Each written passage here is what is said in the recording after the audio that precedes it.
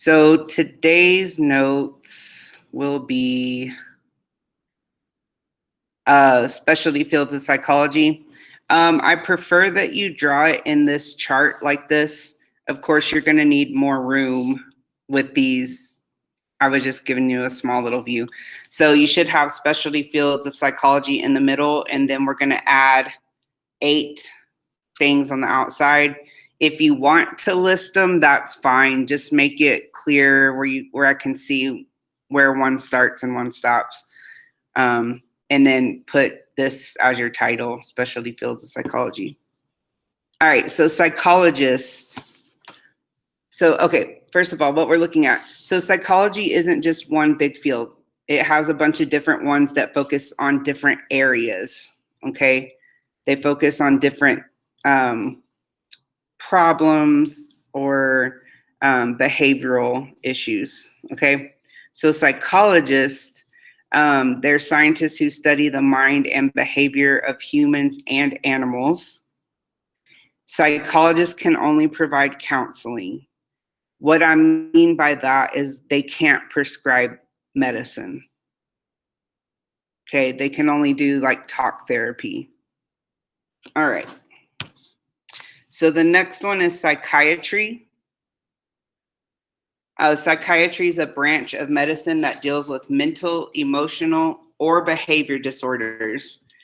Psychiatrists can prescribe medicine. You need to know that. You will see it later. Psychiatrists can prescribe medicine. So to be a psychiatrist, you have to get your degree through the medical field. Okay? You have to go to doctor school. All right, so school psychology, they're educated in the principles of human development, clinical psychology, and education. They help with emotional or learning problems. So these people, they look at like this next unit, I believe it is, that we'll talk about. We talk about human development. And what that looks at is there's theories that as you get older, you should be at certain points in your life, whether it's like physical growth or mental growth. So that is part of what school psychology uses. And then people with learning disabilities, they can get help through school psychology. Health psychology. Study the interaction between physical and psychological health factors. Rehabilitation psychology. Work with people with developmental disabilities or victims of accidents or violence, helping them with issues of personal adjustment, pain management, and coping skills.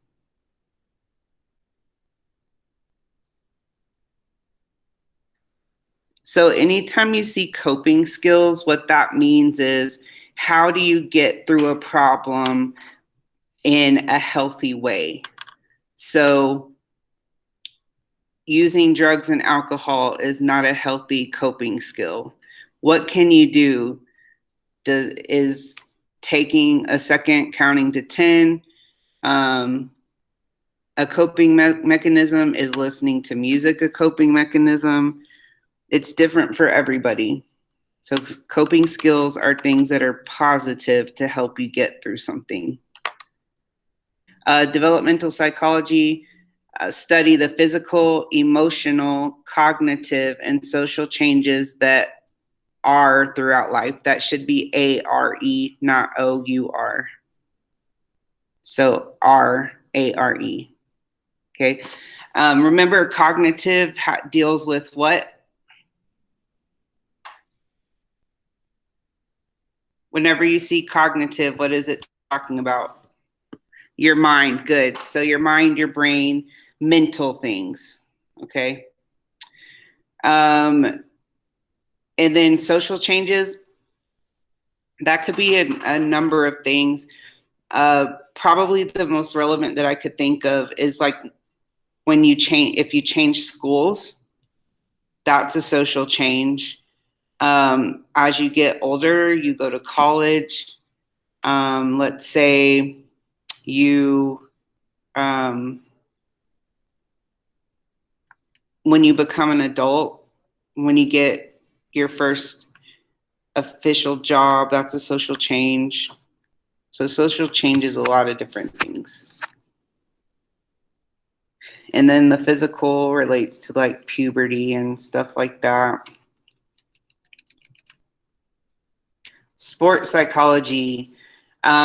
This helps athletes set goals and deal with issues of motivation, anxiety, and other factors of competition.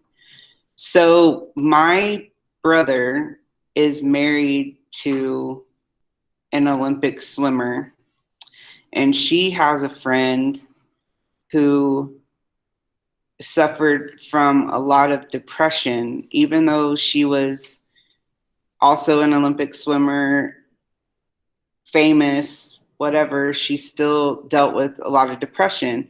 And a lot of it was because whenever you go into being a professional athlete, they don't, you just go from living a normal life to living this life where everybody's in your business. And it can just really wear on athletes and make them feel like there's more pressure on them to perform well. So it is a real thing that these athletes deal with,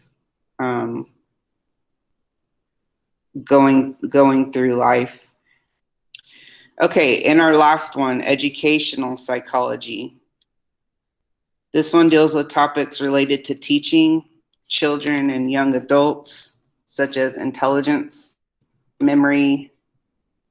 There should be, sorry, I need to go back and fix these, but they're pictures. I can't just type in them. There should be a comma after intelligence and a comma after memory. Okay, so it should be deal with topics related to teaching children and young adults, such as intelligence, comma, memory, comma, problem solving, and motivation.